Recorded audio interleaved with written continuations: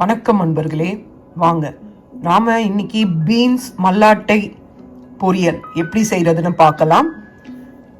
Beans மல்லாட்டை பொரியல்னா beans வேர்க்கடலை போட்டு பொரியல் எப்படி செய்யறதுன்னு பார்க்க போறோம். அதுக்கு நான் 100 கிராம் பீன்ஸ் தான் எடுத்திருக்கேன். அதுக்கு நீங்கள் ஒரு கைப்பிடி அளவு வேர்க்கடலை எடுத்துக்கோங்க. நான் இது 1 கப் எடுத்திருக்கேன். ஏன்னா நான் இதை வேக வச்சுட்டு பாதி வேர்க்கடலையே சாலட் செய்கிறதுக்காக எடுத்துப்பேன். அதனால் வாங்க இப்போ இந்த வேர்க்கடலையை நாம் ஊற வச்சுட்டு வேக வச்சு எடுத்துக்கலாம். பாருங்கள், இதை ஊற வச்சுட்டேன். ஒரு 1 ஹவர்லேருந்து 2 ஹவர்க்குள்ளே இதை ஊற வச்சு இதை வேக வச்சு நாம் எடுத்துக்கலாம். வணக்கம் நண்பர்களே, வாங்க இன்னைக்கு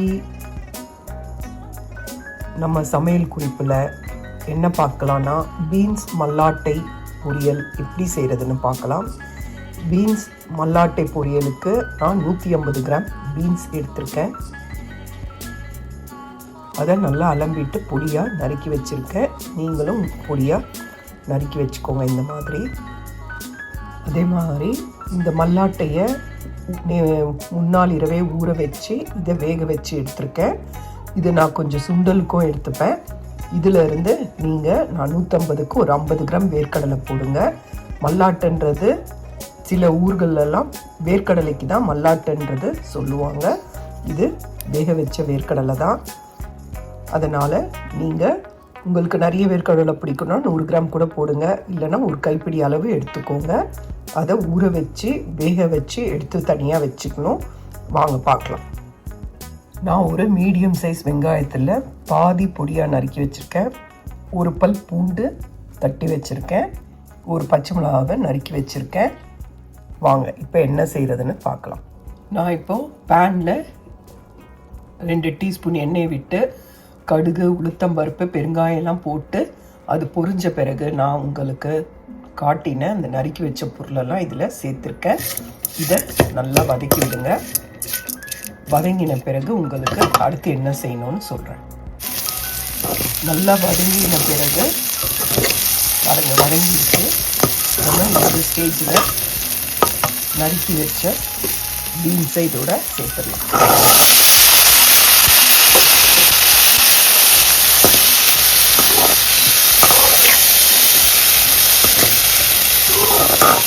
சேர்த்துட்டு ஒரு அரை டம்ளர் தண்ணி, அரை டம்ளருக்கும் கொஞ்சம் கம்மியாக தண்ணி விட்டு தட்டை போட்டு மூடி. அதுக்கப்புறம் 10 நிமிஷம் கழித்து நாம் இப்போ நான் இதில் அரை டம்ளர் தண்ணி சேர்த்தாச்சு. இதுக்கு தேவையான அளவு உப்பு சேர்த்து தட்டை போட்டு மூடி வேக வைங்க. இது ஒரு 10 நிமிஷம் கழித்து உங்களுக்கு நான் என்ன பண்ணணுன்றதை சொல்கிறேன். இது போல் மூடி வைங்க. மூடி வச்ச பிறகு நாம் ஒரு 10 மினிட்ஸ் கழித்து பார்ப்போம். 10 மினிட்ஸ் கழித்து திறந்து பார்த்துருக்கோங்க. நம்ம இப்போ பாருங்கள், நல்லா பீன்ஸ் வெந்துருச்சு. இன்னும் கொஞ்சம் தண்ணி இருக்குது.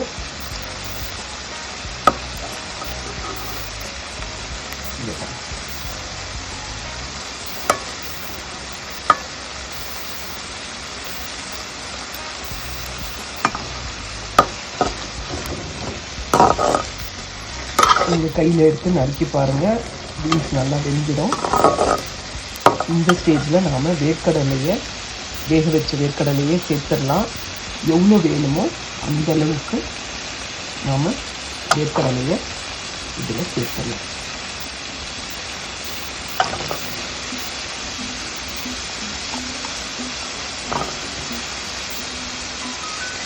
இந்த விருப்பத்துக்கு ஏற்ற அளவு சேருங்க.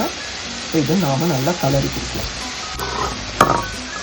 இதை நாம் நல்லா கலரி கொடுக்கலாம். ஒரு 10 நிமிஷம் அடுப்பில் அப்படியே இருக்கட்டும். வாங்க அடுத்து என்ன செய்யலாம்னு பார்க்கலாம்.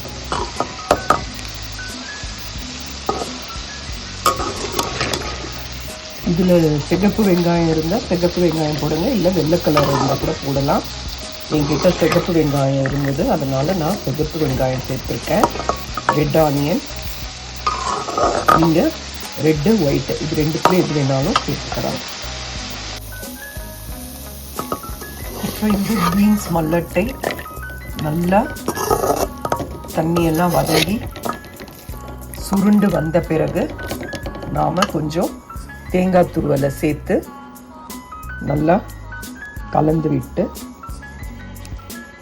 ஒரு 5 நிமிஷம் கழித்து நாம் இந்த ஃப்ரோசன் இருந்ததுனால தேங்காய் கெட்டியாக இருக்குது, நீங்கள் கொஞ்சம் 2 டீஸ்பூன் தேங்காய் துருவலை சேர்த்துக்கோங்க. இப்போ இதை நாம் நல்லா கலரி கொடுத்துடலாம். பாருங்கள், தேங்காய் துருவல் சேர்த்து நல்லா கலந்து விட்டாச்சு. அவ்வளோதாங்க, அடுப்பு ஆஃப் பண்ணியாச்சு. பீன்ஸ் மல்லாட்டை பொரியல் ரெடி. பீன்ஸ் வேர்க்கடலை பொரியல் இது செஞ்சு பாருங்கள். இது நல்லா வத்த குழம்புக்கெலாம் ரொம்ப நல்லா இருக்கும். இதை செஞ்சு பாருங்கள். இது நம்ம எல்லாரும் வெறும் பீன்ஸ் பொரியல், கேரட் பீன்ஸ் பொரியல் இதுதான் நாம் செய்வோம். இந்த மாதிரியும் செஞ்சு பாருங்கள், இது ரொம்ப அருமையாக இருக்கும். இந்த வீடியோ பிடிச்சிருந்தால் லைக் பண்ணுங்கள்.